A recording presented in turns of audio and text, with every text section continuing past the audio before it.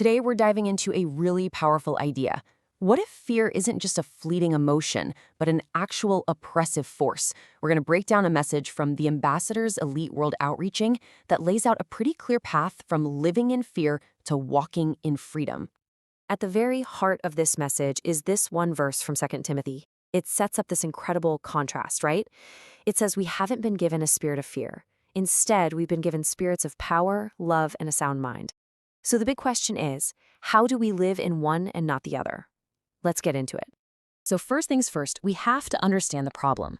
The source material doesn't just talk about fear as a feeling we get, it frames it as an active oppressor. So what does that really mean? And how can an emotion actually hold us captive? Well, the source defines the spirit of fear as a strategic tool. Think about that for a second. It's not just a random feeling that pops up.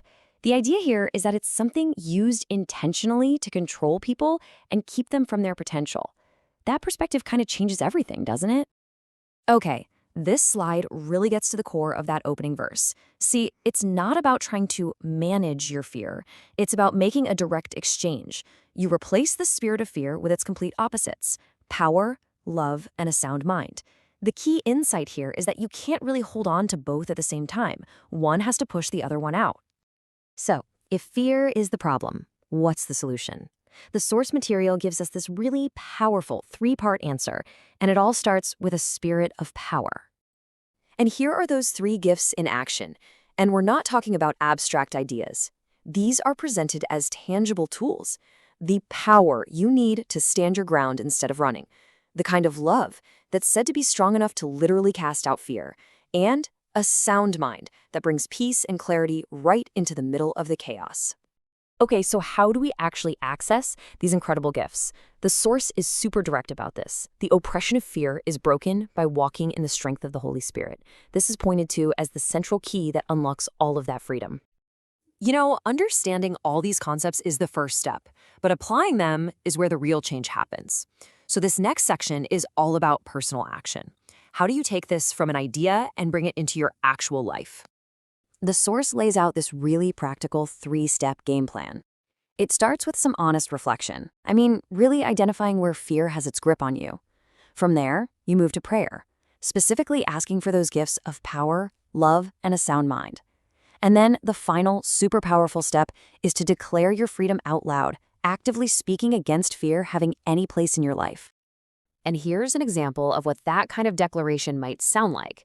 Notice how it's not a passive wish, right? It's an active statement of intent. It's about using your own words to proclaim a new reality over whatever you're facing.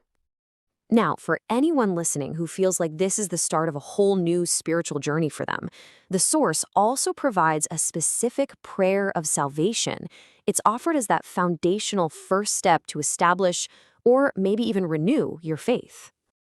And to support you on that new beginning, the ministry also offers a free ebook. It's called Understanding Born Again, and it's designed to give you a deeper understanding of this new path and really help you build a strong foundation right from the get-go. Let's be real, overcoming big challenges is always easier when you're not trying to do it alone. That's why the focus now shifts from just personal action to the power of community and getting connected with other people who are on the exact same journey. And wow, there are so many ways to get connected. This ministry has built this huge digital community, offering everything from midnight prayer groups on WhatsApp to podcasts on Telegram and daily inspiration on TikTok and YouTube.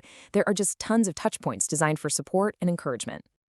This really shows you the global scale of this community. You've got people connecting for prayer from Nigeria to the US, the UK, all the way to India. It creates this continuous rolling wave of prayer and support that just moves across different time zones, 24 hours a day. It's pretty incredible. Beyond personal growth and even this amazing community, there's a much bigger vision at play here. This final section outlines the ministry's global mission, and let me tell you, it is a big one. That's the number. The mission is called Operation 500 Million Souls for Christ. It's a goal of absolutely staggering scale, and it really serves as the ultimate why behind all the daily messages and the community building. It's all about making a massive, global impact. So how does one person get involved in a mission that big? Well, the source breaks it down into three really distinct ways to contribute. You can become a prayer partner, You can serve as a volunteer missionary by giving your time, or you can support it as a kingdom investor with your finances. And it all comes down to this final, very thought-provoking question from the source material. After everything we've talked about, the battle against fear, the call to action, the global mission, it all culminates in this one ultimate question of personal readiness, a powerful thought to leave you with. Thanks for watching.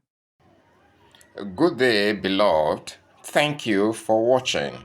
If this kingdom message has blessed you, please like, comment, and share with someone today. Stay connected with God's servant David Felix Nwefulu by subscribing for more daily kingdom inspirations and turn on your notification button so you do not miss a word that strengthens your faith. God bless you.